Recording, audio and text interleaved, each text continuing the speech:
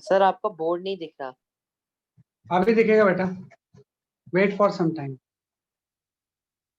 अभी दिखेगा।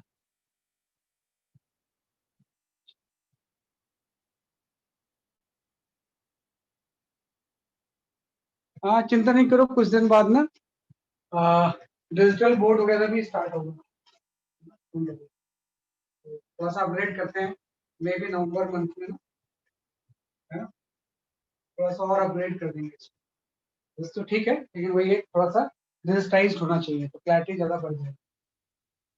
I am working on it, next month में 1 नवंबर से कुछ थोड़ा सा चेंज करते हैं।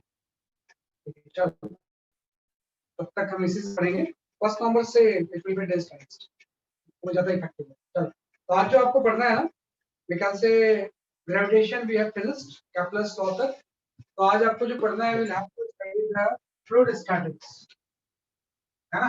भाई आज जो आपको पढ़ना है लास्ट टॉपिक है आपके इस चैप्टर का ये फ्लूइड स्टैटिक्स, ये हम पढ़ते हैं, ठीक है ना। ये ग्रेविटेशन में आता है, मतलब 11th में तो ये अलग चैप्टर होता है, ग्रेविटेशन एक अलग चैप्टर है, फ्लूइड मैकेनिक्स एक अलग चैप्टर होता है, लेकिन आपके 9th के सिलेबस के अकॉर्डिंग ग्रेविटेशन के ही एंड में थोड़ा सा दिया हुआ है। लेकिन हम जो कभी भी थोड़ा सा तो पढ़ते ही, कोई भी चैप्टर का अगर आपका नाम आपने लिख दिया फ्लूइड पे पूरा पढ़ेंगे ना, ऐसे नहीं कि मतलब छूट के थोड़ा बहुत ऐसे पढ़ेंगे, तो उसको अच्छे लेवल पे हम तैयार करें।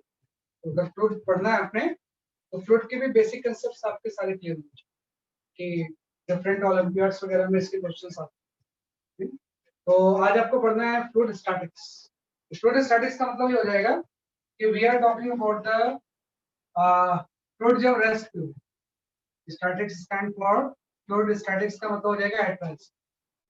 जब भी कोई फ्लूइड रेस्ट पे होगा तो उसकी प्रॉपर्टी हम पढ़ेंगे, है ना। आइडियल फ्लूइड इन मोशन की हम बात नहीं करें, तो फ्लूइड स्टैटिक्स में हम फ्लूइड के बारे में पढ़ते हैं जब वो स्टेशनरी होता है।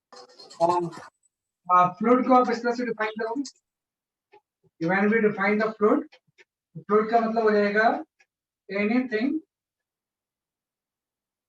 which has ability to flow, which has ability to flow, है ना, कि कोई भी चीज जिसकी की फ्लूइड फ्लो की एबिलिटी होती है उसी को हम क्या बोलते हैं फ्लूइड। तो फ्लूइड सर आपने एनी के बाद क्या लिखा है? Anything which has ability to flow, है ना। तो फ्लूइड की जो हम वर्ड यूज करते हैं, use for the liquid and gas दोनों की हम कंबाइंड यूज करते हैं।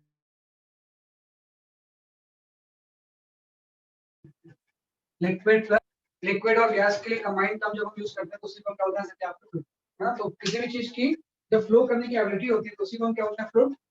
और जब वो फ्लूइड रेस्ट पे रहेगा तो उसका जो मैकेनिक्स होता है ना, उसी को हम बोलते हैं फ्लूइड स्टैटिक्स। तो फ्लूइड स्टैटिक्स में ऐसा वर्ड लगा सकते हैं कि mechanics of stationary fluid. Fluid statics में we can talk about the mechanics of stationary fluid,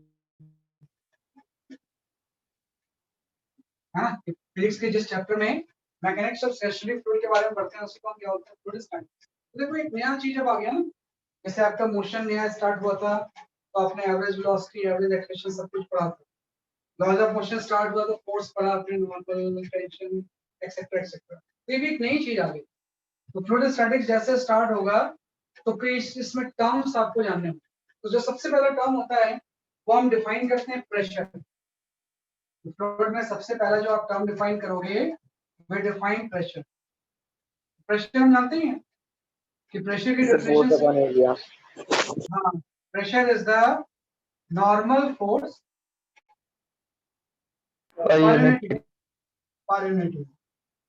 है ना, कि normal force per unit area जो होता है इसी को हम क्या बोलते हैं प्रेशर, है ना, कि pressure is the normal force per unit area, है ना। तो जब भी आप प्रेशर लिखोगे तो प्रेशर सिंपल सा आपका हो जाएगा, नॉर्मल फोर्स को मैं एफ परपेंडिकुलर लिखूंगा बाय एरिया, और एफ परपेंडिकुलर जो हो जाएगा इसी को हम बोलते हैं नॉर्मल फोर्स,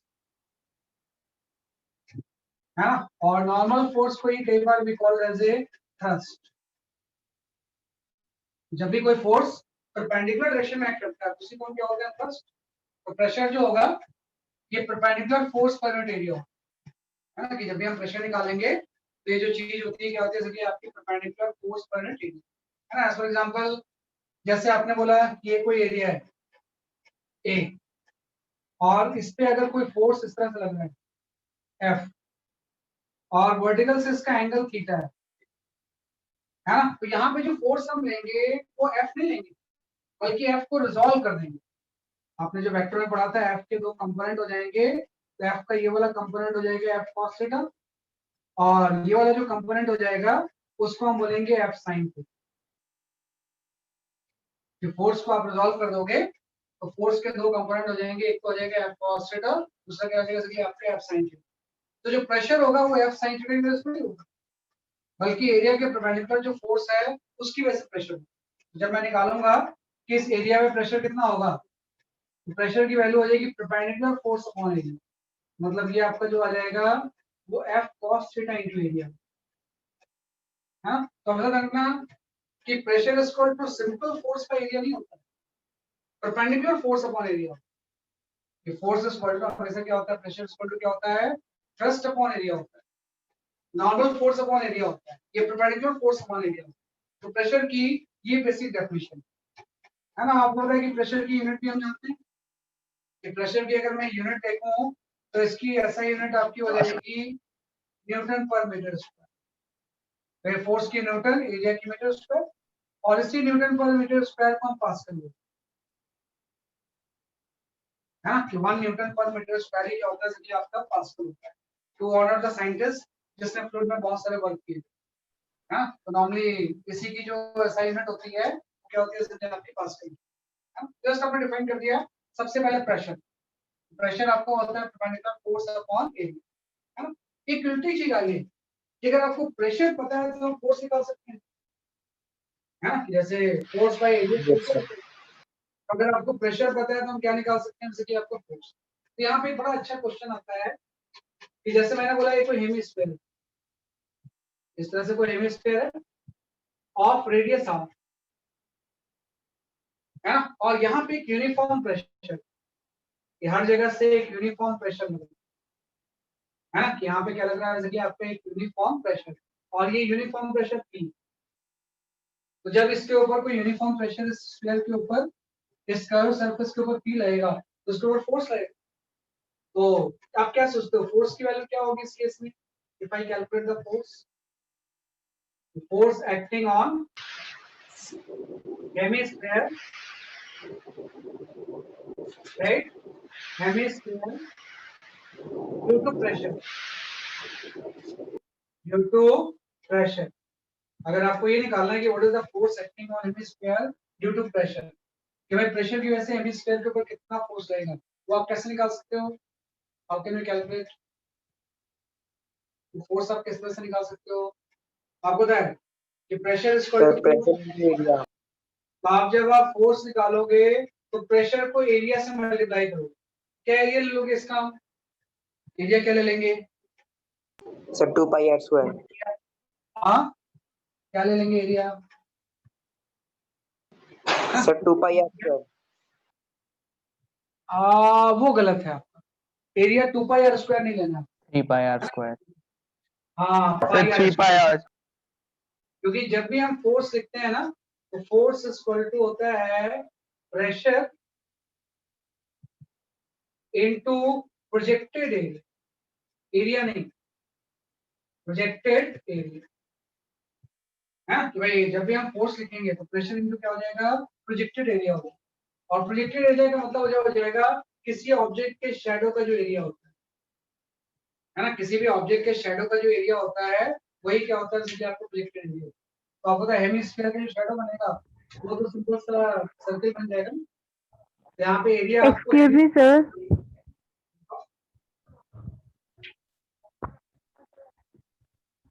अभी अभी अभी आप पहले लिख लो इसे। तो भाई आपको ये निकालना है कि प्रेशर अगर हर जगह पे यूनिफॉर्म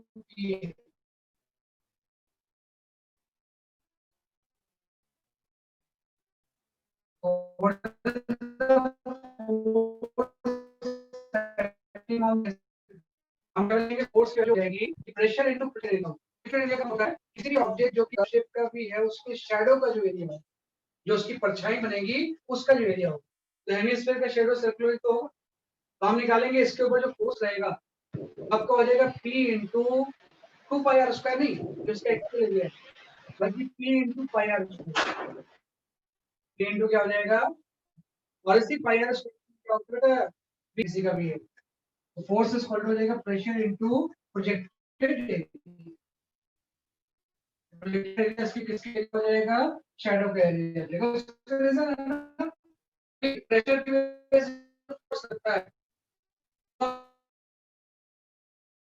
हमेशा परपेंडिकुलर हम होंगे right due to pressure due to fluid pressure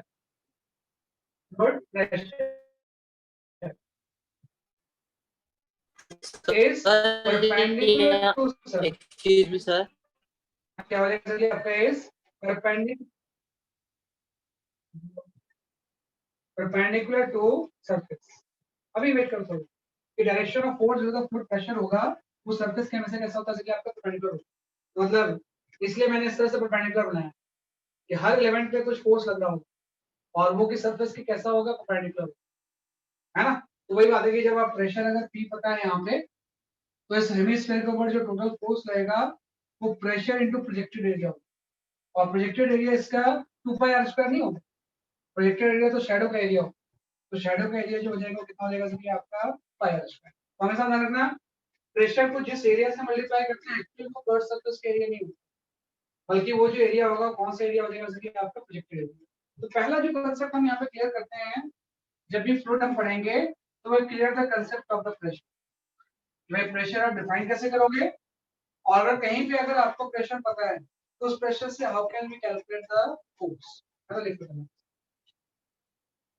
किस तरह से हम फोर्स की वैल्यू को क्या करते हैं कैलकुलेट करते हैं।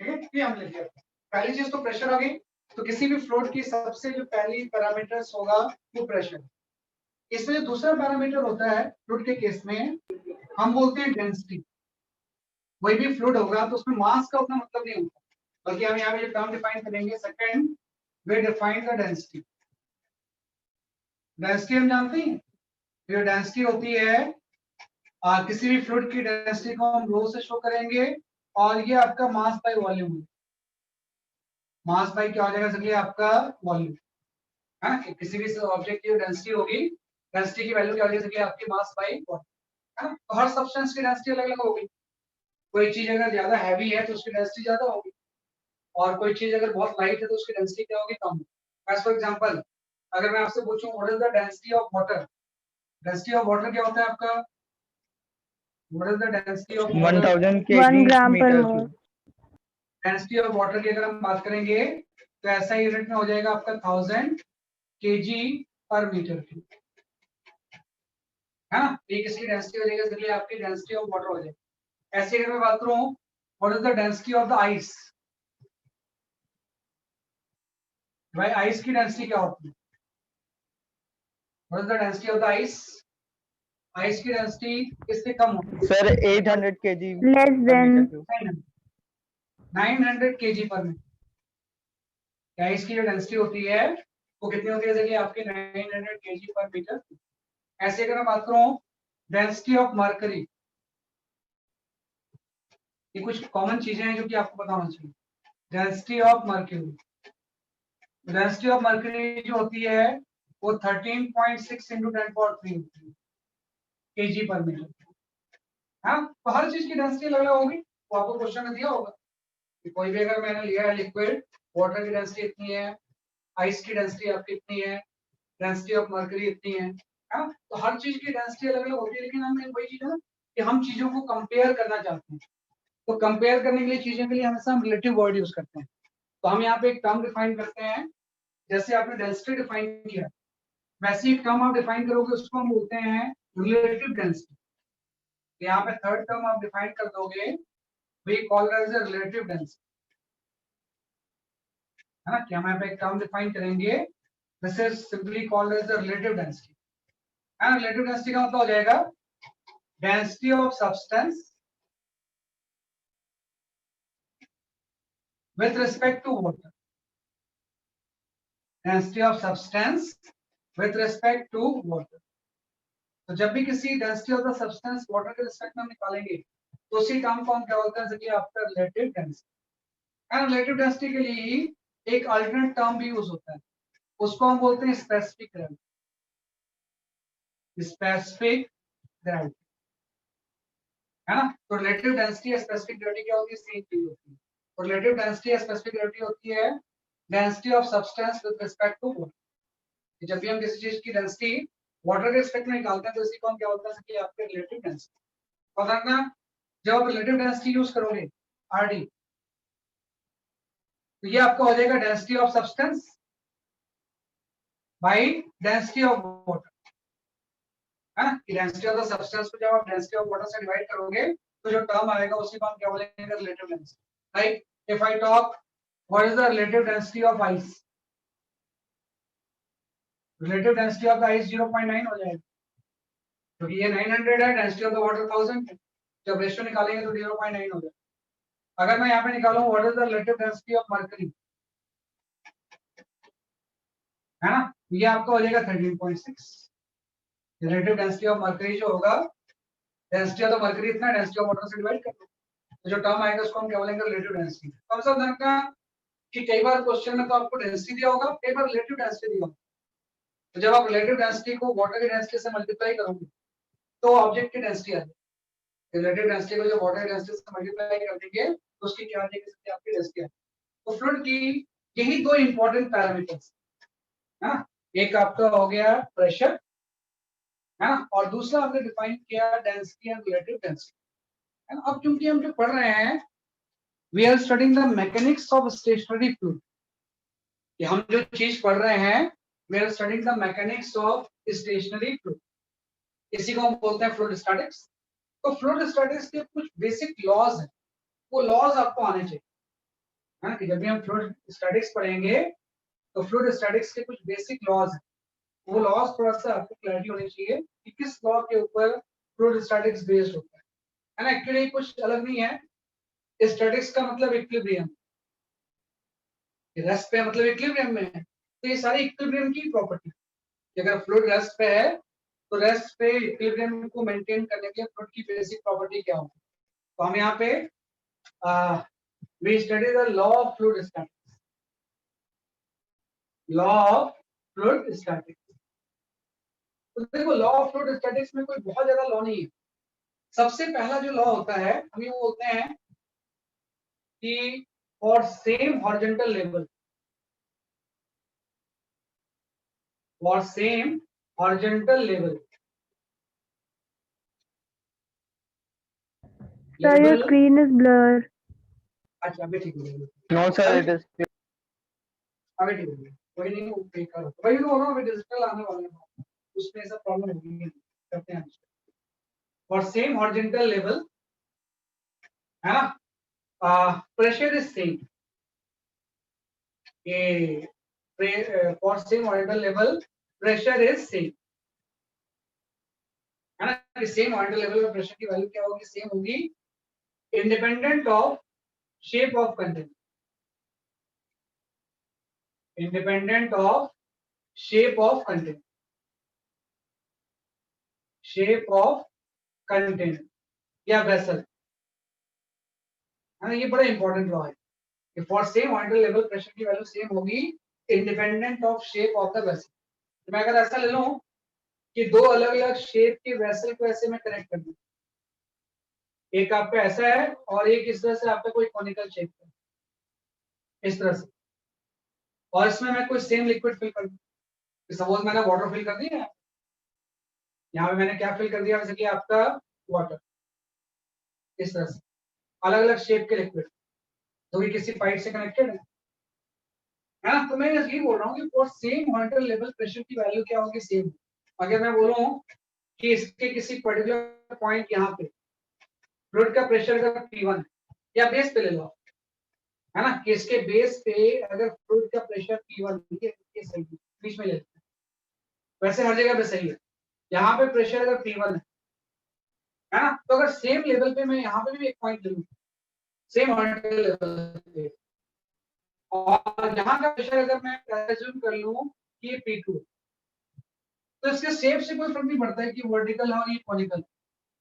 अगर दोनों में लिक्विड सेम है और जिस लेवल पे ये वाला पॉइंट है उसी लेवल पे अगर ये पॉइंट P2 है, दूसरा पॉइंट है, तो दोनों का प्रेशर सेम है। तो सिंपल सा हम बोलेंगे इस केस में शेप से प्रेशर को हम बोलेंगे प्रेशर P1 वैल्यू किसकी इक्वल हो जाएगी, P2, है ना। वही मैंने बोला for same horizontal level pressure is same independent of shape of the vessel. Shape of the vessel कोई भी हो, अगर सेम लेवल की मैं बात कर रहा हूँ तो प्रेशर की वैल्यू क्या होगी, सेम। तो हमेशा सेम हॉरिजॉन्टल लेवल पे प्रेशर की वैल्यू क्या रहती है, जैसे आपकी सेम रहती है। लेकिन pressure varies with depth, depth के साथ प्रेशर क्या होता है, चेंज होता है। जैसे जैसे हम लिक्विड में नीचे जाते जाएंगे प्रेशर की वैल्यू इंक्रीज होती जाएगी, है ना। तो सिंपल सा हम सेकंड लिखते हैं कि pressure increases with depth, pressure increases with depth,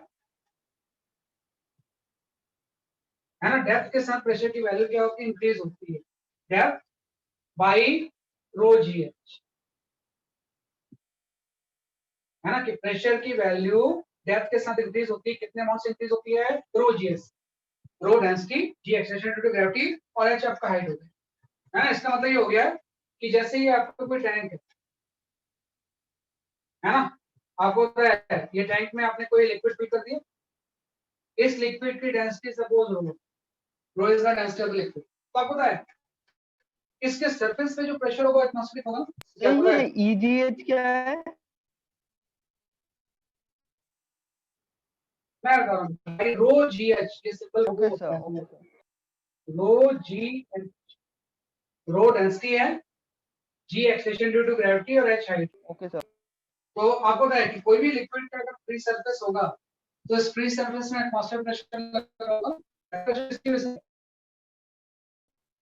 किसके ऊपर, तो वो तो फ्लूइड ही है, वो फ्लूइड जो एयर है वो भी तो इसके ऊपर प्रेशर लगाएगा, उसी को हम बोलते हैं एटमॉस्फेरिक प्रेशर। तो इसके फ्री सरफेस पे ऊपर से प्रेशर लग रहा है ना, और ये जो प्रेशर होगा ये सपोज आपका पी नॉट, ये प्रेशर कितना है, जैसे आपका पी नॉट है ना, पी नॉट जो है ये हम बोलते हैं एटमॉस्फेरिक प्रेशर। पी नॉट जो है कौन सा प्रेशर है, एटमॉस्फेरिक प्रेशर। ये एटमॉस्फेरिक प्रेशर की वैल्यू कितनी है, जैसे आपकी पी नॉट, तो सरफेस पे तो प्रेशर पी नॉट है, इसमें जैसे जैसे मैं नीचे जाते जाऊंगा प्रेशर बढ़ता जाएगा। तो अगर मैंने आपसे बोला कि इस टैंक में अगर लिक्विड की हाइट सपोज h है ना, डेप्थ इसकी h है, तो इसके बॉटम का प्रेशर क्या हो, what is the pressure of the bottom, तो आपको पता है कि पी नॉट तो सरफेस में था ही, जैसे जैसे हम h साइड से नीचे जाएंगे तो प्रेशर इंक्रीज हो जाएगा, तो इसके बॉटम पे जो प्रेशर होगा ना, ये जो प्रेशर होगा इस पॉइंट पे P, इस P में एक पी नॉट तो होगा ही, प्लस इसमें एक रो जी एच ऐड होगा, है ना, कि भाई सरफेस पे अगर इसके प्रेशर पी नॉट है तो जैसे जैसे हम लिक्विड के डेप्थ पे जाते जाएंगे ऊपर में वेट लिक्विड का बढ़ता जाएगा ना, तो प्रेशर भी बढ़ता जाएगा, तो बॉटम में जो प्रेशर होगा वो पी नॉट प्लस क्या हो जाएगा, रो जी एच। कोई चीज है कि जब लिक्विड में हम नीचे जाते हैं तो प्रेशर बढ़ता है और जब ऊपर जाएंगे तो कम होगा। डेप्थ के साथ प्रेशर कितना क्या होता है, वैसे वैसे कि आपका इंक्रीज होता है, और कितने अमाउंट से इंक्रीज होता है, rho G H amount, rho density, G आपको बताइए, और एच क्या हो जाएगा, जो डेप्थ कितने डेप्थ के अंदर, ये जो टर्म होता है P equal to P naught plus rho G H, इसको एक्चुअली हम दो पार्ट में स्प्लिट करके लिख सकते हैं। ये जो टर्म होता है P equal to P naught plus rho G H,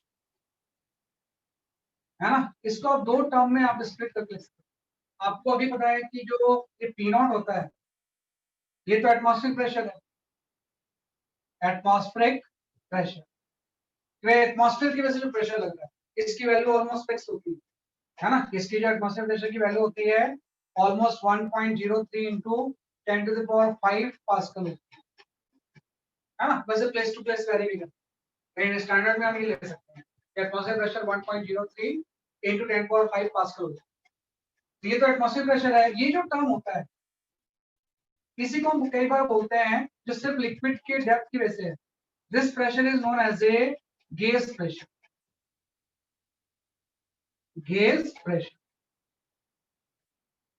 है ना कि भाई एटमॉस्फेयर प्रेशर तो सरफेस पे है, लिक्विड के कॉलम की हाइट की वजह से जो प्रेशर होता है we call it as the gauge pressure है ना। और इन दोनों का जो सम होगा P not plus rho G H, इसी को हम बोलते हैं एब्सोल्यूट प्रेशर। ये जो P हो जाएगा वो क्या हो जाएगा उस टर्म्स में एब्सोल्यूट प्रेशर। बस ये टर्म्स है। वैसे आप ध्यान रखना कि मेनली अगर प्रेशर पूछा गया तो एब्सोल्यूट प्रेशर ही पूछा गया कि सरफेस पे अगर P नॉट है तो डेप्थ के साथ प्रेशर बढ़ेगा, तो बॉटम में इसके pressure P not plus rho G H है। और वो कौन सा प्रेशर होगा, उसी प्रेशर को हम क्या बोलते हैं आपका एब्सोल्यूट प्रेशर। तो दो लॉ आ गए, ये सेम ऑर्डर लेवल पे तो सेम होगा, नीचे जाएंगे तो प्रेशर बढ़ेगा, ऊपर जाएंगे तो प्रेशर कम होगा। कितने अमाउंट से कम होगा, प्रोजेज। ये आपका हो गया लॉ नंबर जैसे कि आपका सेकंड। इसमें एक चीज ध्यान रखना, यहाँ पे एक नई चीज मैं इंट्रोड्यूस कर रहा हूँ आपको कि अगर कोई वेसल एक्सीलरेटेड है ना, फॉर एक्सीलरेटेड वेसल, जैसे अभी तो रेस्ट पे था कि अगर मैं थर्ड केस में ले लूं कि for accelerated vessel, accelerated vessel कि अगर कोई एक्सीलरेटेड वेसल है तो we replace right G by G effective. अगर कोई एक्सीलरेटेड वेसल होगा ना तो सेम फॉर्मूला यूज होगा, G को आप किससे रिप्लेस कर दोगे, G इफेक्टिव। अब G इफेक्टिव क्या होता है ध्यान रखना कि एक्चुअली अगर कोई वेसल इस तरह से हम ले लें ऐसे कि अगर कोई वेसल इस तरह से आपका है, इसमें लिक्विड फिल्ड है और ये पूरा का पूरा वेसल से ऊपर जा रहा है, जिससे लिफ्ट ऐसे होती है ना। अब अगर आपसे किसी ने पूछा कि बताओ बॉटम में प्रेशर क्या होगा अगर इसकी हाइट h है, तो आप लिखोगे यहाँ प्रेशर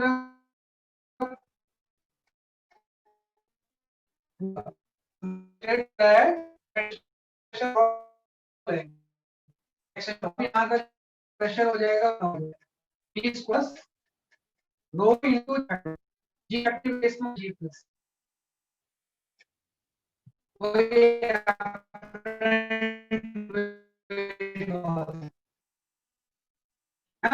ऊपर जाते तो यहाँ पे G फैक्टर की वैल्यू क्या हो जाएगी, G प्लस ए हो जाएगी। अगर A से ऊपर जाओ तो ये है h हाइट का, और ये पूरी चीज अगर A से निकाली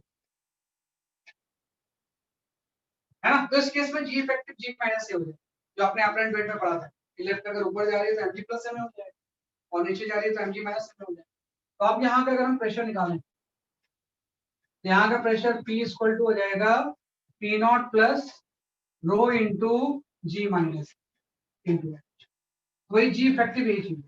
G इफेक्टिव की जगह पे किसी केस में G प्लस से हो जाएगा, किसी केस में G माइनस से। तो अगर टैंक ऊपर जा रहा है तो G इफेक्टिव की वैल्यू G प्लस से हो जाएगी, और अगर ये वेसल नीचे जा रहा है तो G इफेक्टिव की जगह पे G माइनस से।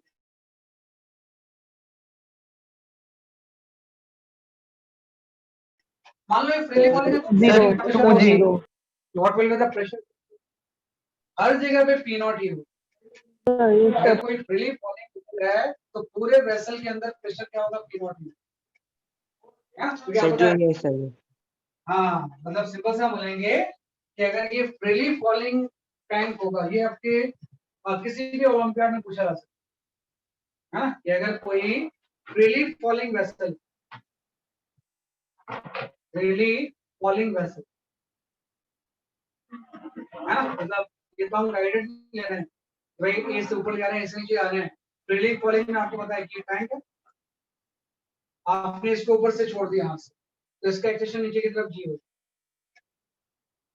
है ना, तो इसका जो जी इफेक्टिव हो जाएगा वो तो जीरो हो जाएगा। तो जी माइनस ए होता है, जी और ए और जी सेम ही है। तो इस केस में जो एब्सोल्यूट प्रेशर की वैल्यू हो जाएगी वो P नॉट, मतलब कहीं भी प्रेशर लेंगे एटमॉस्फेयर की, किसी पॉइंट पर हर जगह पे एटमॉस्फेरिक प्रेशर एक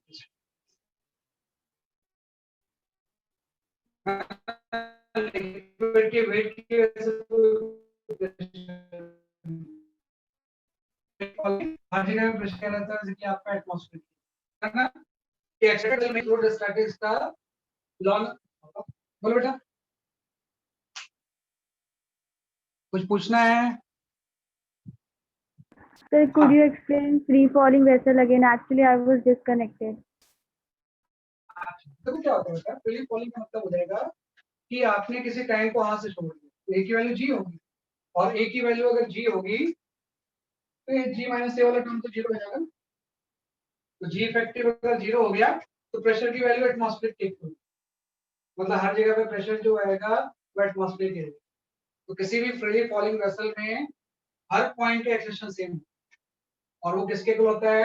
एटमॉस्फेरिक प्रेशर। तो ये चीज मैंने डिस्कस कि अगर फ्रीली फॉलिंग हो, वही चीज जो आपने अपरेंट वेट पढ़ा था, अपरेंट वेट और उसमें कोई डिफरेंस नहीं। फ्रीली फॉलिंग में अपरेंट वेट क्या होता है ना, वैसे ही भी हर जगह पे प्रेशर क्या होगा, जैसे कि आपका एटमॉस्फेयर। तो थर्ड कंसेप्ट याद है हमारे पास। इसके बाद फोर्थ कंसेप्ट पे देखो, फोर्थ में हम ये बोल रहे हैं कि फर्स्ट सेकंड थर्ड, इसके बाद हमारे पास concept number 4। Concept number 4 excuse me sir. Pascal principle. Sir अगर वो एक्सेलरेट राइट से मतलब किसी डायरेक्शन की तरफ हो रहा होगा तो सर उससे प्रेशर पे चेंज नहीं आएगा? वो आएगा चेंज, लेकिन वो एक्चुअली क्या है ना, उसमें फिर प्लेस सरफेस ही इंक्लाइन हो जाता है। Okay sir. मैं बताऊंगा उस बारे में, वो वाला अभी तो वर्टिकल एंड डाउनवर्ड लेते हैं। एक्चुअली में जब भी कोई चीज इस तरह से एक्सपेक्ट होगी ना, तो लिक्विड का सरफेस ऐसे इंक्लाइन होगा, दैट आई विल डिस्कस। वो एक अलग से फिल्म है ना, यहाँ पे एक्चुअली उसको इंक्लूड करेंगे ना, और नेसेसरी ये कॉम्प्लिकेटेड मैं बताऊंगा उसके, अगर हॉरिजॉन्टली मूव कर रहे हैं तो क्या होगा। इसके बाद हम डिस्कस करते हैं, इसको हम बोलते हैं पास्कल्स प्रिंसिपल। जो पास्कल्स प्रिंसिपल होता है इसके अकॉर्डिंग कुछ नहीं है, सिंपल सा एक्सटर्नल प्रेशर अप्लाइड टू, हम यहाँ पे एक वर्ड यूज करते हैं, external pressure applied to liquid in a closed vessel, in a closed vessel। Pascal's principle के according external pressure applied to a liquid in a closed vessel transfer to all its part without change, ये आपका Pascal's principle होता है। External pressure applied to a liquid in a closed vessel transfer to all its part without change, है ना। इसका मतलब हो गया कि जैसे मैंने बोला ये आपका कोई टैंक है, इसमें आपने कोई लिक्विड फिल कर दिया। अप्लाइड टू के बाद क्या लिखा है? External pressure applied to a liquid in a closed vessel transferred to all its parts without change, बिना चेंज के ट्रांसफर हो जाता है। तो इसका मतलब सिंपल सा ये है कि जैसे कोई लिक्विड है ना, यहाँ मैंने क्या कर दिया, इसको ऊपर में इसको बंद कर दिया, इसे पिस्टन से बंद कर दिया। तो सिलेंडर था, सिलेंडर में आपने लिक्विड फिल किया, ऊपर पिस्टन से बंद कर दिया, और इस पिस्टन के ऊपर कोई एक्सटर्नल प्रेशर अप्लाई करो, इसको पुश करो, है कि ऊपर से इसको दबाते हैं। तो आपको पता है जैसे हम दबाएंगे तो जो भी एक्सटर्नल प्रेशर आप यहाँ पे अप्लाई करोगे, इसके सारे पार्ट में वो ट्रांसफर होगा। जैसे एटमॉस्फेयर प्रेशर होता था, एटमॉस्फेयर प्रेशर सब में ट्रांसफर हो जाता था ना, वैसे ही जो भी एक्सटर्नल प्रेशर आप अप्लाई करोगे तो विदाउट चेंज ये सारे पार्ट में ट्रांसफर होगा। मतलब ये हो गया कि अगर आपसे कोई पूछे कि बताओ इसके बॉटम का प्रेशर क्या होगा, तो P इक्वल टू आपका हो जाएगा P एक्सटर्नल प्लस रो, अगर ये हाइट एच है तो इसी को हम बोलते हैं पास्कल्स प्रिंसिपल। भाई किसी भी लिक्विड में अगर कोई क्लोज कंटेनर है, इसके एक पार्ट में जब भी हम प्रेशर अप्लाई करेंगे तो सारे पार्ट में ट्रांसफर हो जाएगा विदाउट चेंज। जैसे समय समय आप जाओ ब्रश ना करते हो, हाँ, जैसे समय समय आप ब्रश करते हो तो टूथपेस्ट निकालते हो, सर बेटा अभी रुक जाओ। सवेरे सवेरे जब आप ब्रश करते हो तो पेस्ट निकालते हो, तो पेस्ट में आप यही तो करते हो, एक साइड से प्रेशर अप्लाई करते हो, वो प्रेशर सारे पेस्ट में ट्रांसफर हो जाता है और फ्रंट से वो इजेक्ट हो जाता है ना? तो इसमें वही तो किया आपने, पास्कल प्रिंसिपल तो यूज किया, एक पॉइंट पे आपने उसको पुश किया, एक्सटर्नल प्रेशर अप्लाई किया, वो सारे पार्ट में अपने आप ट्रांसफर हो और फ्रंट से इजेक्ट आपका लिक्विड हो जाएगा। वही चीज दिखाई, external pressure applied to liquid in a closed vessel transfer to all its part without change. जो भी आप एक्सटर्नल प्रेशर अप्लाई करोगे इसके सब पार्ट में ट्रांसफर, तो कहीं का भी प्रेशर हम निकालेंगे उसमें एक्सटर्नल प्रेशर लेंगे, है ना? तो इसी को हम बोलते हैं पास्कल्स। और ये पास्कल्स प्रिंसिपल के ऊपर बोलो सर इसमें पी नॉट भी प्लस होएगा। हाँ देखो, हाँ पी नॉट भी लिख सकते हैं, सही बात लिख सकते हैं, लेकिन क्योंकि क्या होता है कि कई बार जो एक्सटर्नल प्रेशर होता है ना एटमॉस्फेयर के रिस्पेक्ट में बहुत ज्यादा होता है, तो उसको हम कई बार नेग्लेक्ट भी करेंगे। जो पुशिंग वाला प्रेशर है ना वो पी नॉट के रिस्पेक्ट में बहुत ज्यादा है। क्या हम ऐसा हो सकते हैं कि एक्सटर्नल प्रेशर में मैंने पी नॉट भी include,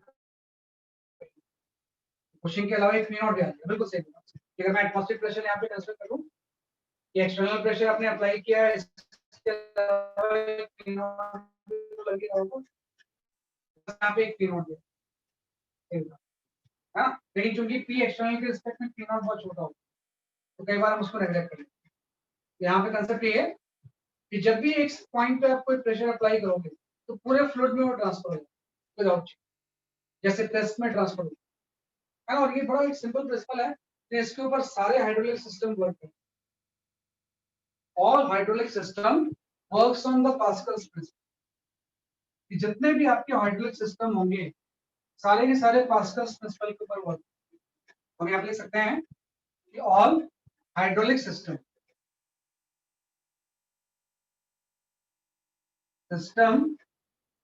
works on Pascal's principle.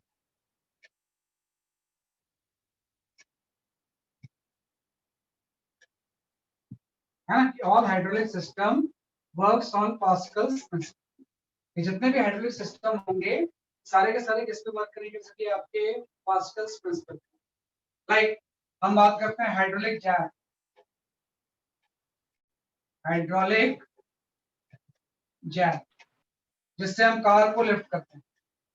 किसी भी कार को लिफ्ट करने के लिए हम क्या यूज करेंगे, हाइड्रोलिक जैक यूज करते हैं, पास्कल्स प्रिंसिपल तो यूज करेंगे। होता क्या है उसमें कि दो अलग अलग सिलेंडर होते हैं, एक सिलेंडर नैरो होता है और एक सिलेंडर आपका वाइड होता है ना, एक नैरो सिलेंडर एक वाइड सिलेंडर है। यहाँ पे एक पिस्टन लगा होता है, एक यहाँ पे पिस्टन लगा होता है, एक पिस्टल पे और फोर्स लगा हुआ है और फिर दूसरा पिस्टल ऊपर जाएगा। ऊपर जाएगा, बिल्कुल भाई, पास्कल्स लॉ की तो बात कर रहे हैं। इसके बीच में आपने ऑयल फिल कर दिया, इसी को हम हाइड्रोलिक ऑयल बोलते हैं। हाइड्रोलिक सिस्टम का मतलब मैं जैक वर्ड यूज कर रहा हूँ, हाइड्रोलिक ब्रेक, हाइड्रोलिक इसी पे वर्क। तो यहाँ पे आपने ऑयल ले लिया तो क्या होगा कि आपने बोला कि ये वाला एरिया जो है वो सपोज आपका AI है, या इसको आप ले लो स्मॉल है और ये एरिया कैपिटल है।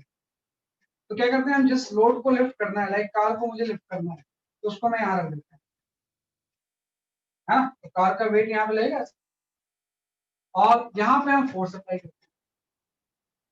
कार कंसेप्ट है कि कम फोर्स अप्लाई करके ज्यादा लोड हम इससे लिफ्ट कर सकते हैं। तो क्या पता है, आपने यहाँ पे कुछ प्रेशर अप्लाई किया ना, यहाँ पे जो आपने प्रेशर अप्लाई किया वो अप्लाई कर दिया F अपॉन E। यहाँ पे आपने जो प्रेशर अप्लाई किया वो कितना अप्लाई किया है, F अपॉन E। तो ये जो प्रेशर अप्लाई किया सारे पॉइंट पे ट्रांसफर हो जाएगा, यही तो इसको लिफ्ट कर देगा ऊपर। तो अगर लिफ्ट कर रहे हैं तो सेम जो FIA होगा ये इक्वल हो जाएगा mg बाई कैपिटल A। ये आपने बोला कि यहाँ पे आपने कोई एडिशनल एक्सटर्नल प्रेशर अप्लाई किया, अगर क्लोज लिक्विड तो हर पार्ट में ट्रांसफर हो जाएगा, यहाँ ट्रांसफर होकर इस पिस्टन के ऊपर। अगर ये मास m है ये इक्वल हो जाएगा mg बाई A। यहां से हम बोलेंगे force required to lift the load. What is the force required to lift the load.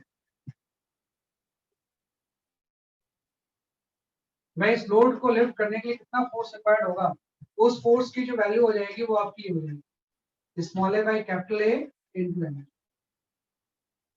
तो आप देखो कि ये एरिया तो आपने छोटा लिया है, वो एरिया ज्यादा लिया है। तो अगर स्मॉल ए की वैल्यू कैपिटल ए से कम है तो जो फोर्स रिक्वायर्ड होगा वो भी एम से कम है। अगर मैं रेशियो 1:10 का ले लूं, है ना, तो जो फोर्स रिक्वायर्ड होगा वो 10 टाइम्स लेस हो जाएगा। मान लो 1000 kg की अगर कार है तो आपको यहाँ पे फोर्स सिर्फ 10 न्यूटन का अप्लाई करना है, अगर 1000 न्यूटन की कार है। तो ये कंसेप्ट होता है कि जो भी आप यहाँ पे प्रेशर अप्लाई करोगे विदाउट चेंज यहाँ पे ट्रांसफर, इसी को हम बोलते हैं पास्कल्स। फ्लूइड स्टैटिक्स के ये 4 लॉज है ना, सेम लेवल पे सेम रहेगा, डेप्थ के साथ चेंज है ना, पाई रो जी एच। और थर्ड मैंने यहाँ पे वर्ड यूज कर लिया, इसी को हम बोलते हैं पास्कल्स।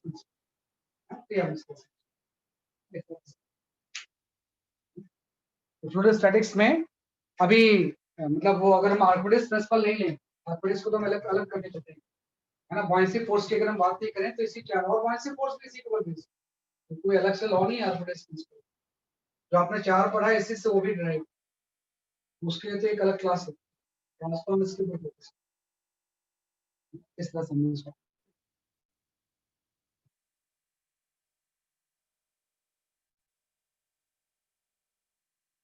तो कई बार इस हाइड्रोलिक जैक के ऊपर क्वेश्चंस आते हैं। तो ये आपके 4 प्रिंसिपल हैं जिसकी ऊपर स्टैटिक्स क्या करता है, वर्क करता है। अब हम यहाँ पे आते हैं कि भाई आपको थोड़ा सा पढ़ना होता है प्रेशर मेजरिंग डिवाइसेस, है ना। भाई प्रेशर को मेजर करने की डिवाइसेस कौन सी होती है। जो नेक्स्ट चीज हम यहाँ पे पढ़ते हैं, we study the pressure measuring devices. Pressure measuring device, है ना। तो देखो प्रेशर मेजरिंग डिवाइसेस में 2 तरह की डिवाइसेस हम यूज करते हैं। एक तो मैं यहाँ पे यूज करता हूँ, we call it as a barometer,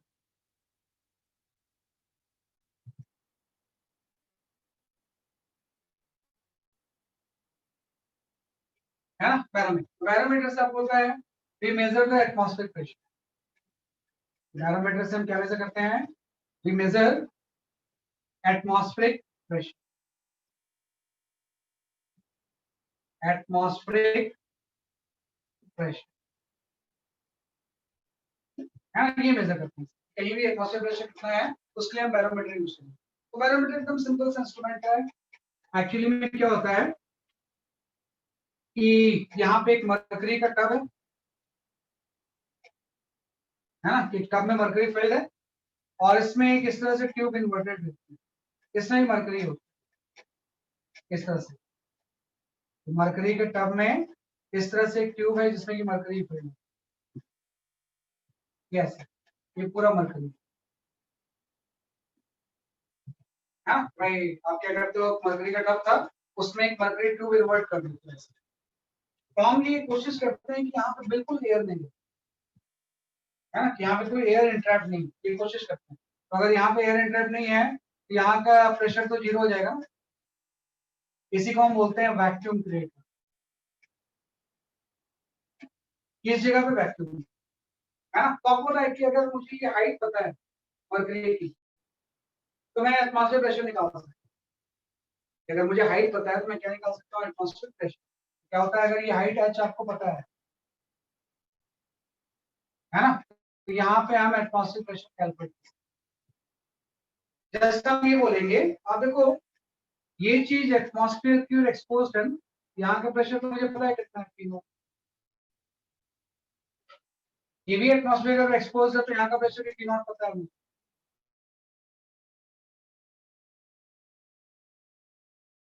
इसमें आपने मरकरी फिल करना, तो 0 से जब नीचे होगा तो प्रेशर बढ़ेगा। तो अगर मैं इस पॉइंट का प्रेशर हो जाएगा, यहाँ का 0 डेप्थ के साथ भर के यहाँ पे हम आ गए। और अब बोल रहा है यस सर। कि सेम लेवल का प्रेशर सेम ही तो होता है, तो अगर यहाँ का एटमॉस्फेरिक है, यहाँ का एटमॉस्फेरिक है, तो ट्यूब के अंदर जो ये पॉइंट होगा यहाँ का प्रेशर भी तो एटमॉस्फेरिक होगा। यस आपने बोला यहाँ से हम स्टार्ट हुए 0 लेके, है ना, 0 plus rho G H P not के इक्वल टू होगा, तो इक्वल टू क्या हो जाएगा, पी नॉट हो जाएगा। जस्ट हम बोलेंगे एटमॉस्फेरिक प्रेशर पी नॉट की जो वैल्यू होगी वो रो जी एच के इक्वल होगी, है ना। तो अगर आपको एच पता है तो हम यहाँ से इसकी प्रेशर निकाल सकते हैं, है ना। अगर आपको एच पता है तो हम क्या निकाल सकते हैं, जैसे कि आप इसकी प्रेशर निकाल सकते हैं। एक्चुअली में जब हम एक्सपेरिमेंट परफॉर्म करेंगे तो नॉर्मल केस में जो हाइट आती है ना, ये 76 सेंटीमीटर आता है नॉर्मल केस में। अगर हम स्टैंडर्ड की बात करें तो ये हाइट जो आएगी वो 76 सेंटीमीटर है। इसलिए कई बार सर हम मतलब बोलते हैं सी के पास, हाँ, बोलो सर सी के पास आएगी। क्या चीज। सर जो 76 सेंटीमीटर हाइट है सर ये सी के पास आएगी। हाँ, सी लेवल पे अगर हम बात करें तो ये हाइट के साथ तो प्रेशर में वेरिएशन होता है। एट सी लेवल अगर हम बात करें तो यहाँ पे हाइट की वैल्यू 76 सेंटीमीटर आ गई। तो इसलिए कई बार हम बोलते हैं ना कि atmospheric pressure at sea level, है ना। कि अगर हम बात करें atmospheric pressure at sea level is equal to 76 centimetre of mercury. कई बार आपको लगता है ना कि ये तो सर क्या ये तो मतलब यूनिट वाइज ही गलत चीज है कि प्रेशर लिख रहे हैं हम लेंथ लिख रहे हैं, है ना। कई बार लगता है यूनिट ही गलत लिख रहे हैं, पूरा प्रेशर यूनिट सेंटीमीटर ऑफ कैसे हो। यहाँ पे ये लिखने का मतलब होता है 76 सेंटीमीटर ऑफ।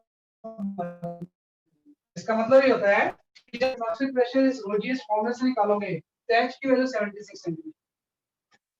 तो 76 सेंटीमीटर ऑफ मर्करी का मतलब ये होता है कि जब आप एटमॉस्फेरिक प्रेशर इस फॉर्मूले से निकालोगे P naught equal to rho G S, तो एच की वैल्यू 76, रो की वैल्यू यहाँ पुट कर दो। अभी आपको पता है डेंसिटी ऑफ द मर्करी जो होता है वो होता है 13.6 into 10⁻⁴।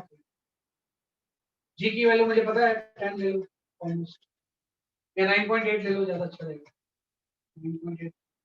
और एच की वैल्यू आपको 76 सेंटीमीटर, 76 इनटू मीटर में कन्वर्ट करेंगे तो 10⁻⁻⁴।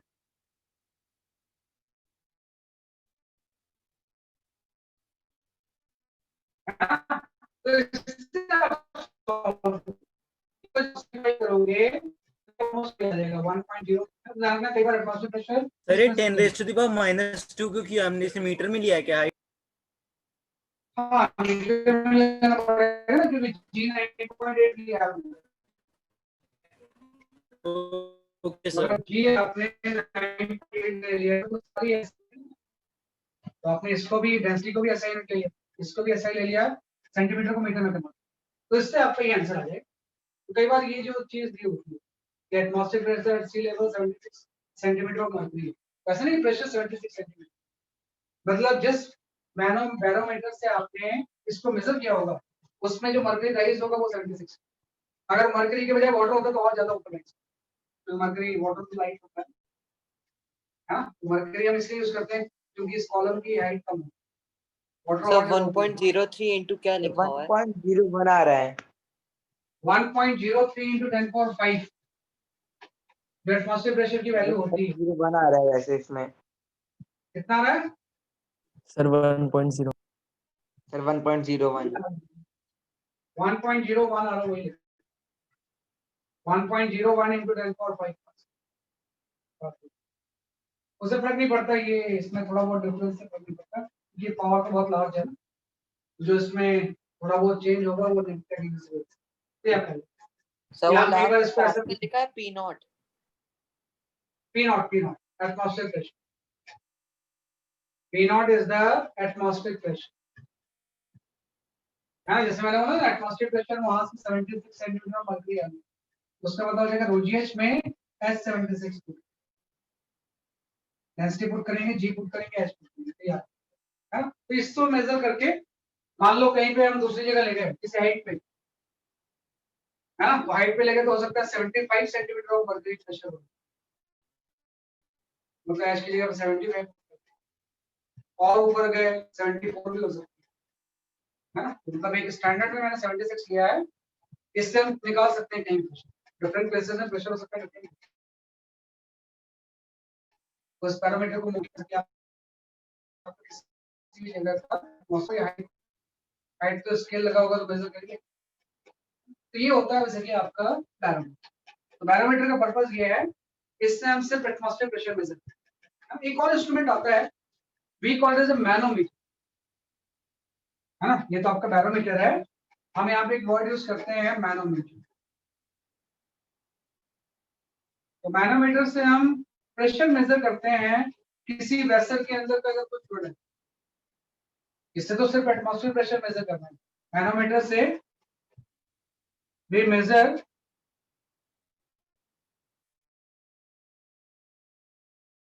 Pressure inside a vessel, inside a vessel containing fluid। हाँ, किससे हम क्या मेजर करते हैं? Pressure inside a vessel containing fluid, है ना। कि कोई भी वेसल, है ना, जैसे मैंने बोला कि ये कोई वेसल है ना, इस तरह से आपने लिया कि कोई वेसल है किसी भी शेप का, इसके अंदर कोई लिक्विड फिल, है ना, प्रेशराइज्ड लिक्विड है। आज प्रेशराइज्ड लिक्विड का प्रेशर पी, हम जानना चाहते हैं पी होगा कितना, कि पी की वैल्यू क्या है। तो इसके लिए हम यूज करते हैं मैनोमीटर। तो मैनोमीटर कुछ नहीं होता, मैनोमीटर एकदम सिंपल इंस्ट्रूमेंट है। इस लिक्विड की डेंसिटी आप ले लो रो एल, लिक्विड की डेंसिटी क्या है? Rho into L, pressure P S. हम क्या करते हैं मैनोमीटर में, क्या होता है, यहां से हल्का सा छोटा सा होल करते हैं और इस होल से एक इस तरह से यू शेप का पाइप लगा देंगे। इस होल से हम क्या लगा देंगे, जैसे कि आपका एक यू शेप का इस तरह से पाइप। सर इसकी डेंसिटी एल है इस लिक्विड की। रो एल, रो एल, रो सब्सक्रिप्शन में एल, डेंसिटी ऑफ लिक्विड, है ना। मे बी वाटर वगैरह कुछ भी हो सकता है। और ये जो यू शेप का पाइप है ना, इसमें भी फिल मरकरी, इसमें हम क्या फिल कर लेते हैं? मरकरी, है ना। मरकरी की डेंसिटी आप रो एम लेंगे, है ना। और इस बात है कि यहाँ का प्रेशर पी तो मुझे नहीं पता, लेकिन यहाँ का प्रेशर तो पी नॉट ही होगा। फिर कोई भी चीज एटमॉस्फेयर को अगर ओपन होगी, यहाँ से ओपन है, लाइक क्लोज चीजों का प्रेशर आपको नहीं पता होता, क्लोज वेसल का के अंदर में क्या प्रेशर होगा। लेकिन कोई भी चीज एटमॉस्फेयर की ओपन होगी तो उसका प्रेशर पी नॉट ही होगा। इसका प्रेशर क्या होगा, जैसे कि आपका पी नॉट होगा, और इसके अंदर प्रेशर पी है। अगर मैं ऐसा ले लूं कि P is greater than P not, के अंदर प्रेशराइज्ड लिक्विड है और यहाँ पे एटमॉस्फेयर प्रेशर है, यहाँ से लिक्विड रश करेगा, यहाँ से लिक्विड इस तरह से रश करेगा और इस मरकरी को नीचे कंप्रेस करेंगे। यहाँ पे जो मरकरी होगी उसको नीचे कंप्रेस कर देंगे, यहाँ पे लिक्विड आ गया आपका। और जब यहाँ से कंप्रेस करेगा तो यहाँ से लिक्विड राइज हो जाएगा, मरकरी इस शेप में आ जाएगा। पहले क्या था कि दोनों कॉलम में मरकरी का लेवल सेम था, लेकिन जैसे आपने इसको इससे कनेक्ट किया, यहाँ से लिक्विड रश करके इसने इसको यहाँ से दबाया और यहाँ से ऊपर उठा। और अभी भी ये चीज अगर ओपन है तो यहाँ का प्रेशर तो एटमॉस्फेयर की। अब यहाँ से आप ध्यान रखना क्या है कि अगर मैं ये कुछ मेजर कर लूं कि ये लिक्विड यहाँ कितना नीचे गया है किसी H1 से, यहाँ पे ये मरकरी कितना ऊपर गया है इस लेवल से किसी H2 से। तो अगर मुझे H1 H2 पता है ना तो हम एक प्रेशर निकाल सकते हैं। अगर H1 H2 हम मेजर कर लें किसी स्केल से, लिक्विड कितना नीचे गया और इस लेवल से कितना लिक्विड यहाँ पे ऊपर गया, मरकरी ऊपर गया, तो हम H1 H2 अगर पता है तो हम अननोन प्रेशर निकाल सकते हैं। उसको निकालेंगे सिंपल सा, क्या करेंगे आपको ध्यान दो, यहाँ पे हम एक चीज सीखते हैं, how to write the pressure equation, है ना। यहाँ पे एक बड़ी इंपॉर्टेंट आप चीज सीखते हो, how to write pressure equation. वे प्रेशर इक्वेशन कैसे लिखेंगे, एक नया टर्म आ गया, how to write the pressure. भाई प्रेशर इक्वेशन हम कैसे लिखते हैं? तो प्रेशर इक्वेशन लिखना एकदम आसान है। जैसे आप बोलोगे कि वेसल के अंदर प्रेशर P है, यहाँ का प्रेशर तो P हो गया, है ना, यहाँ का प्रेशर क्या हो गया, जैसे आपका P हो गया। एक और मैं हाइट ले लेता हूँ, क्या सही रहने दो, यहाँ का प्रेशर P है। और थोड़ा सा ध्यान दो, जैसे आप P सेम हॉरिजॉन्टल लेवल पे आओगे, प्रेशर में कोई चेंज नहीं आएगा ना, सेम लेवल में तो प्रेशर सेम रहता है। तो आप बोलोगे प्रेशर अभी P है ना। अब मैं क्या ये बोल सकता हूँ कि अगर यहाँ का प्रेशर P है तो यहाँ भी P होगा, क्या इससे भाई ये प्रेशर P है तो ये प्रेशर P है, क्या ये भी प्रेशर P होगा? मैं ऐसा नहीं बोल सकता क्योंकि लिक्विड चेंज हो गया ना। यहाँ पे कोई वाटर था, यहाँ पे मरकरी आ गया, तो हम ऐसा नहीं कर सकते यहाँ का प्रेशर सेम होगा। हम बोलेंगे ये P है तो जहां तक वाटर है वहां तक प्रेशर तो P रहेगा, लेकिन जैसे हम नीचे जाएंगे तो प्रेशर बढ़ेगा। कितने से बढ़ जाएगा? रोजियस plus density of liquid G into H। हम कहाँ पहुंच गए? यहाँ पहुंच गए। इस जगह में जो प्रेशर यहाँ पे होगा वो यहाँ पे होगा, नीचे जाएंगे तो प्रेशर बढ़ेगा। अब सही है कि आप वाटर और मरकरी के जंक्शन पे आ गए तो अब हम सीधे जा सकते हैं। बीच में तो पूरा मरकरी है ना, तो सेम लेवल पे सेम लिक्विड होगा, सेम प्रेशर, यहाँ का प्रेशर सेम होगा। अब जब हम ऊपर जाएंगे प्रेशर क्या होगा? डिक्रीज होगा। नीचे जाते हैं तो प्रेशर बढ़ता है, ऊपर जाते हैं तो कम होगा। और डिक्रीज होगा, कितना डिक्रीज हो जाएगा? ये डिक्रीज होगा तो लिखेंगे minus ρm G H1 plus H। Same level पे सेम, नीचे गए प्रेशर बढ़ गया, सेम लेवल पे सेम, ऊपर गए तो प्रेशर कम होना चाहिए। और कितना हम ऊपर चले गए? H1 plus H। जिस लिक्विड में मूव कर रहे हैं उसी की डेंसिटी यूज करें। सर हमने ये H1 pressure प्लस क्या H2 होगा प्लस क्यों किया सर? क्योंकि आप यहाँ से यहाँ पहुंचोगे तो H1 ऊपर गए, फिर और H2 जाओगे तो यहाँ पहुंच ओके गए, सर, ओके सर। यहाँ तक पहुंच गया ना। और यहाँ का प्रेशर आपको नोन है कितना, यहाँ का प्रेशर तो एटमॉस्फेरिक है ही, तो इक्वल को हम क्या पुट कर सकते हैं, जैसे कि आपका P है, क्योंकि वो तो ओपन है ना, ओपन एंड का प्रेशर तो हमेशा एटमॉस्फेरिक। सर ये जो H1 होता है, अरे जो H1 होता है इसकी कोई फिक्स्ड लेंथ होती है क्या? नहीं, ऐसा कोई नहीं है, हर प्रेशर के अकॉर्डिंग चेंज होता है, कोई फिक्स चीज नहीं। ये तो रीडिंग्स है, H1 H2 कुछ भी हो सकता है ना। H1 H2 तो आप मेजर करोगे, वही चीज तो प्रेशर पता चलेगा। तो आप इस चीज को समझो मैंने कैसे लिखा है इसे, कि वेसल के अंदर प्रेशर P था, आप वहां तक आ गए, कोई प्रेशर में चेंज नहीं आया, नीचे गए बढ़ गए, फिर कोई चेंज नहीं आया, ऊपर गए तो कम हो गया, और सरफेस पे आ गए जहां टाइप पाइप ओपन है, वहां का प्रेशर तो P0 ही होगा। तो ऐसी इक्वेशन को हम बोलते हैं प्रेशर। तो यहाँ से हम P निकाल सकते हैं, P की वैल्यू कितनी हो जाएगी? P0 plus rho M G into H1 plus H minus rho L G into. तो एटमॉस्फेरिक प्रेशर तो आपको पता ही होगा, H1 H2 आप मेजर कर लोगे स्केल से, यहाँ पे लिक्विड कितना नीचे गया, यहाँ पे कितना ऊपर है, और डेंसिटी ऑफ मर्करी और डेंसिटी ऑफ लिक्विड आपको पता है, तो इससे हम क्या निकाल सकते हैं कि वो अननोन प्रेशर कितना। तो ऐसी चीज को हम बोलते हैं मैनोमीटर। और मेन चीज है कि excuse how me to sir. Right. बताओ सर वो जो हमारे हमने बॉक्स लिया है सर, उसमें जो अपने P पॉइंट मेजर किया है वहां का हमें प्रेशर पता चल गया, बट सर उसके हाँ अंदर का या ऊपर का प्रेशर कहाँ से पता लगाएंगे फिर? हाँ, देखो क्या होता है एक्चुअली, जो बॉक्स है ना उसका साइज बहुत कम होता है, मतलब H1 H2 के रिस्पेक्ट में बॉक्स बहुत छोटा है, तो उसमें, और ये प्रेशर बहुत लार्ज है, ये प्रेशर बहुत लार्ज है तो इसमें हाइट वेट के साथ प्रेशर में वेरिएशन होगा और नेग्लिजिबल। बॉक्स कोई बहुत बड़ा नहीं है, छोटा सा बॉक्स है, और प्रेशर बहुत प्रेशराइज्ड लिक्विड, वो प्रेशर में वेरिएशन ऑलमोस्ट हम ले लेंगे यूनिफॉर्म प्रेशर में। इस पूरे के अंदर प्रेशर क्या है? सेम, थोड़ा बहुत चेंज होगा रोजेश की वजह से, लेकिन वो बहुत कम ओके है ना। तो ऑलमोस्ट मान लिया है कि वेसल के अंदर यूनिफॉर्म प्रेशर है, हम बोल रहे हैं कि इसके अंदर जो प्रेशर है वो यूनिफॉर्म प्रेशर। जैसे आपका कहना सही है भाई आपने सेंटर में निकाला तो यहाँ पे कुछ कम होगा, यहाँ पे ज्यादा होगा, लेकिन जो ज्यादा कम होता है बहुत कम है। ऑलमोस्ट आप प्रेशर पी मान लो इस वेसल के अंदर प्रेशर कितना है पी, तो वो पी आप इस प्रेशर इक्वेशन से निकाल जिस साइड में सब चीजें आपको पता है, सारी वैल्यूज पुट कर दोगे अपने आप वॉल्यूम प्रेशर, तो इसी चीज को हम बोलते हैं मैनुअल। इसलिए इससे से हम अननोन प्रेशर क्या कर सकते हैं, कोई वेसल है, कहीं भी वेसल है उसमें लिक्विड फिल्ड है, आप इस सिंपल एपरेटस से उसका प्रेशर निकाल सकते हैं। सिंपल सा अटैच करके हम उसका प्रेशर क्या कर सकते हैं, तो आप जो न्यूमेरिकल्स आएंगे उसके ऊपर प्रेशर है ना, मेरे जो न्यूमेरिकल्स आते हैं प्रेशर के ऊपर ही, मैं न्यूमेरिकल्स दे रहा हूं उसको थोड़ा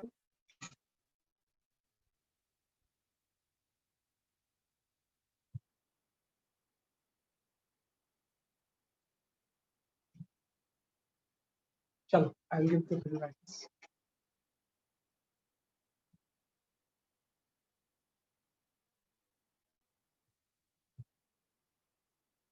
अपलोड बेसिक्स, हाँ यू कैन गो फॉर एकदम फंडामेंटल से स्टार्ट करते हैं, you can go for this question एकदम बेसिक से।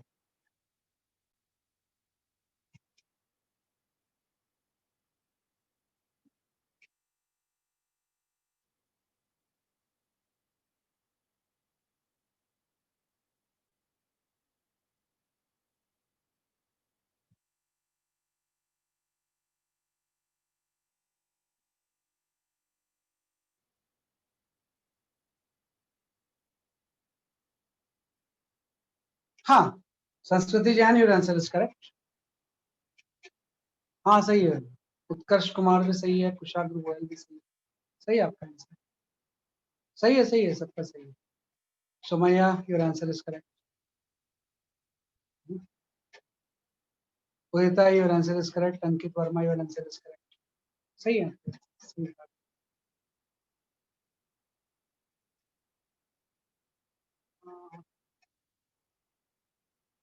उदिता Singh your answer is correct, Anishka your answer is correct, बाकी मैंने बता ही दिया है ना।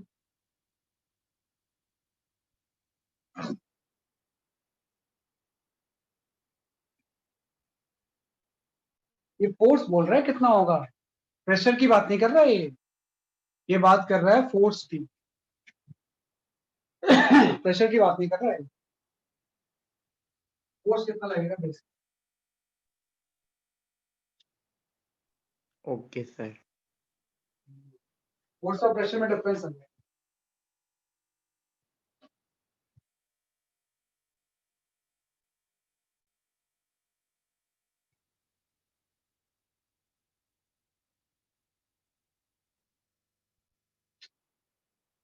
क्यूबिकल टैंक है ना, कॉनिकल वगैरह होते तो फिर भी सोचना पड़ता है, क्यूबिकल में तो बहुत ज्यादा सोचने की जरूरत है। Sir, is my answer correct? Ananya Singh. देखता हूँ मैं भी आपको आंसर अभी देखता हूँ। हाँ अनन्या सिंह सही आंसर, अमन गुप्ता अब आपका आंसर सही है, ऋषि सही है, शुभम अग्रवाल सही है, कुछ सही है ना, निशिका सही है, सही बोल रही है। चलो I will explain this question, है ना थोड़ा सा ठीक क्वेश्चन है ये, इसलिए मैं इसको थोड़ा डिटेल्स में बताऊंगा, कई बार नहीं तो कंसेप्चुअली मिस्टेक हो जाती है इसमें। मैं एक्सप्लेन करता हूँ, देखो क्या है इसमें दिया हुआ है, 3 vessels identical A B and C, इसमें 3 अलग अलग लिक्विड करते हैं, और लिक्विड की जो डेंसिटी है ए में सबसे कम, बी में उससे ज्यादा, सी में सबसे ज्यादा, और सबका मास सेम, सबका मास सेम है, इधर में मास ऑफ लिक्विड क्या है सेम, तो जब मास सेम होगा तो जिसकी डेंसिटी कम होगी उसका वॉल्यूम ज्यादा होगा, वॉल्यूम ज्यादा होगा मतलब उसकी हाइट ज्यादा होगी, तो ए में जो लिक्विड होगा उसकी हाइट सबसे ज्यादा, उसके बाद आपका बी वाला लिक्विड उसकी हाइट कम है, और जिसकी डेंसिटी सबसे ज्यादा होगा उसका वॉल्यूम सबसे कम होगा।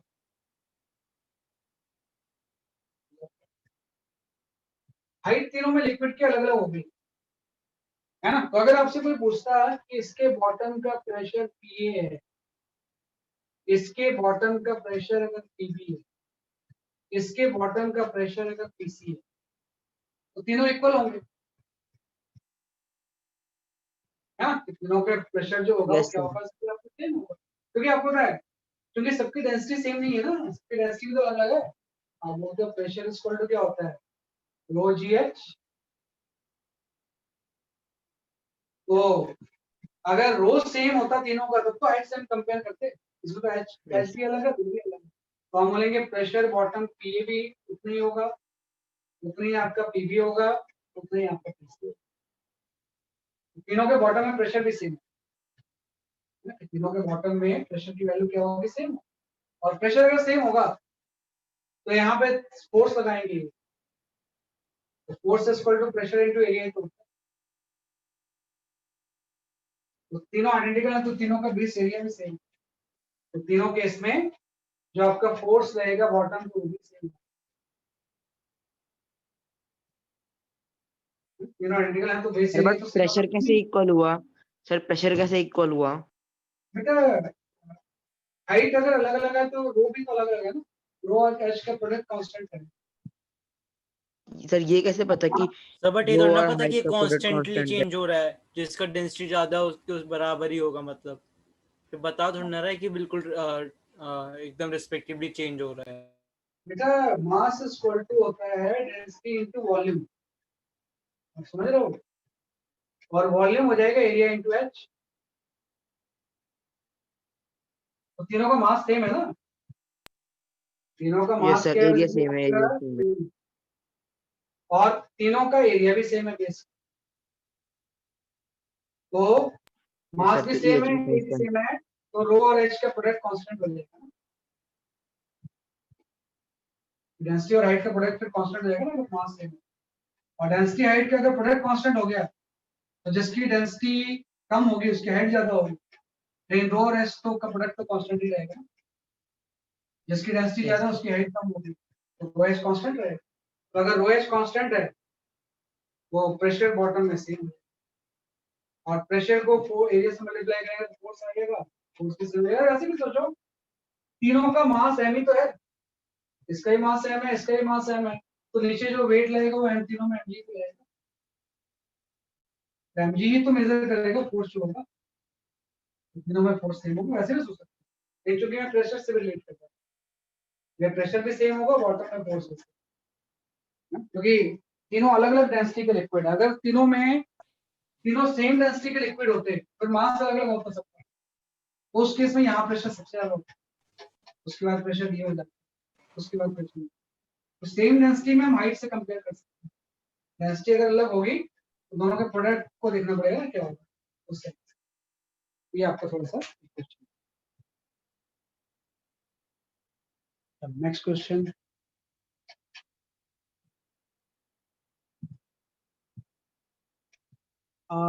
नेक्स्ट क्वेश्चन में हम आ जाते हैं, you can go for this question.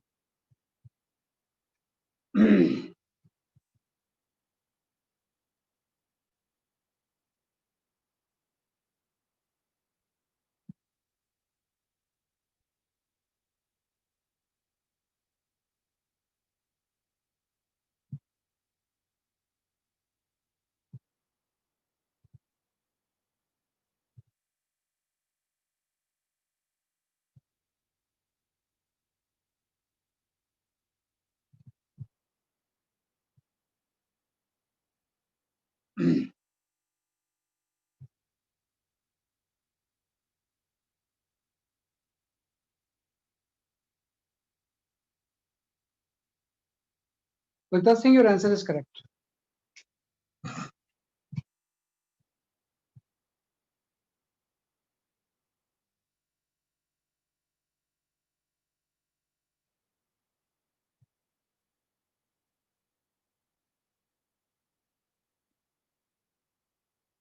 तो पूरा सिस्टम रेस्ट पे है, इक्विलिब्रियम एड्रेस पे।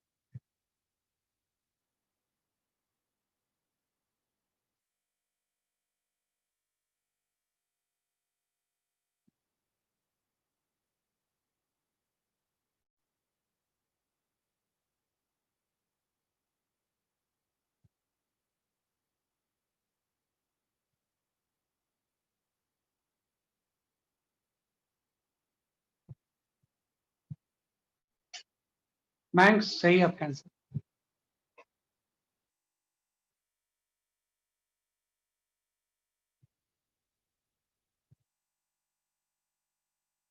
अमन सही है, तेजस सही है, खुशी सही है।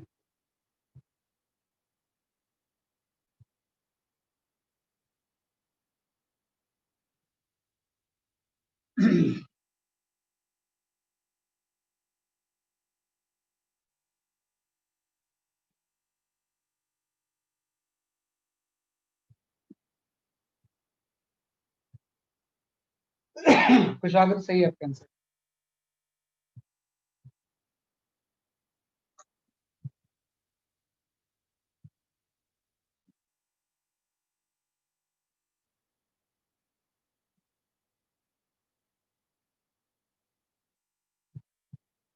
कुछ सही है आपका आंसर।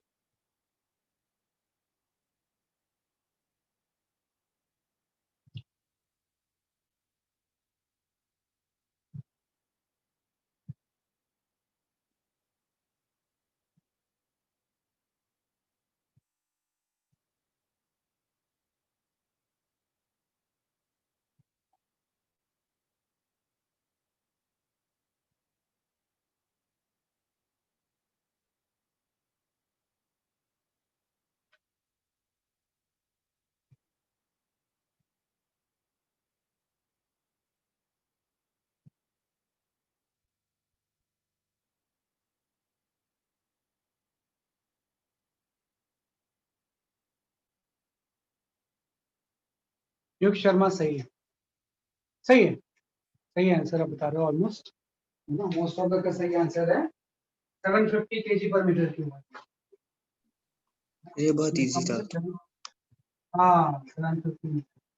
सर हमें वैसे ही पता है सर, जो वाटर ऑयल से ज्यादा डेंस होता है तो जिसकी डेंसिटी जो कम होगी हाँ वो ज्यादा ऊपर उठेगा सर, हाइट उसकी ज्यादा है ऑयल की। यस सर, क्योंकि वाटर ज्यादा डेंस होता है सर, हम तो तो एक ही फिर सर उसकी यहाँ ऑफ पे कोर्स एक ही 1000 ऑप्शन से है, कम होनी चाहिए। 1000 kg मीटर क्यूब से कम तो वही होगा। नीचे जो भी ऑप्शन था वो निकालना था बस। ठीक है, ठीक है, वैसे कैलकुलेट करके भी आ जाएगा, कैलकुलेट ठीक करके है भी आ सर। जाएगा, है ना। एक 15 है, एक 20 है, तो कैलकुलेट हम ऐसे कर लेंगे। तो मैं अच्छे से बताता हूँ आपके पास कर सकते कि भाई सर ये वाला दोनों की जो था, बॉटम में डेंसिटी सेम होगी। हाँ सही बोल रहे हैं। ये 15 सेंटीमीटर हाइट है और ये 20 है। तो ये जो कांटेक्ट होगा ना, यहाँ पे प्रेशर सेम होगा, तभी तो ये इधर नहीं जा रहा है। Yes sir.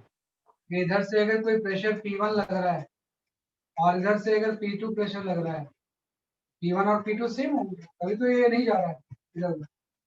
अदरवाइज अगर कोई भी प्रेशर ज्यादा होता तो कांटेक्ट मूव करता ना।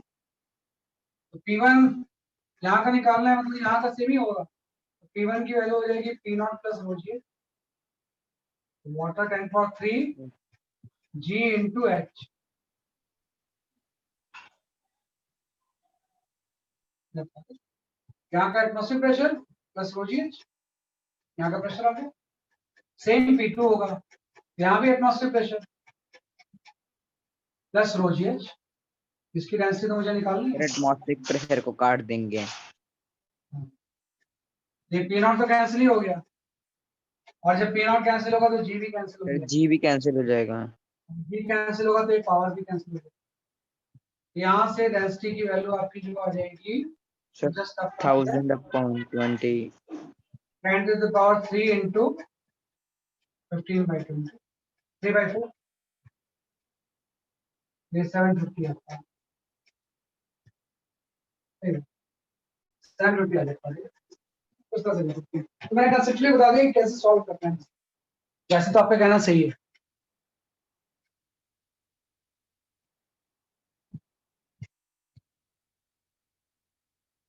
पता नहीं मेरे ना बेटा थोड़ा सा लाइट की प्रॉब्लम आ रही है, तो आई स्टॉप द मीटिंग, है ना, कि मीटिंग में स्टॉप कर रहा हूँ, ओके सर। है ना। कुछ बैटरी वीक हो रहा है, वो नेक्स्ट क्लास में Excuse me, sir. अच्छा ओके ठीक है sir. Sir. Nice bye day sir. Sir. Battery weak हो रही है, फोन की बैटरी Have a वीक हो nice रही day, है, sir. तो बाकी नेक्स्ट हैव अ क्लास में नाइस डे अपन। Sir. Thank you, sir. Have a nice day ahead. Excuse me, sir. हाँ बोलो बेटा। सर जो कल का स्कॉलरशिप टेस्ट होगा उसमें ये आएगा? पता नहीं उसका सिलेबस जो है वो उसके अंदर ही आएगा, उसके सिलेबस में है क्या ये? ग्रेविटेशन चैप्टर है क्या उसमें? सर उसका syllabus आप सिलेबस तो नहीं देखेंगे? बताया।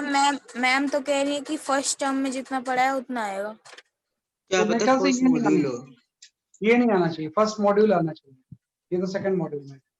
और सर वो जो आपने मोशन में वेक्टर्स और ट्रिग्नोमेट्री पढ़ाई थी वो सारा कुछ आएगा, ठीक है सर। ग्राफ सारे होंगे, ग्राफ सारे। Thank you sir. तो मेरे को लगता है बैटरी वीक हो रही है इसलिए ना ये वो हो रहा है। तो नेक्स्ट क्लास में पढ़ेंगे बात। Bye bye.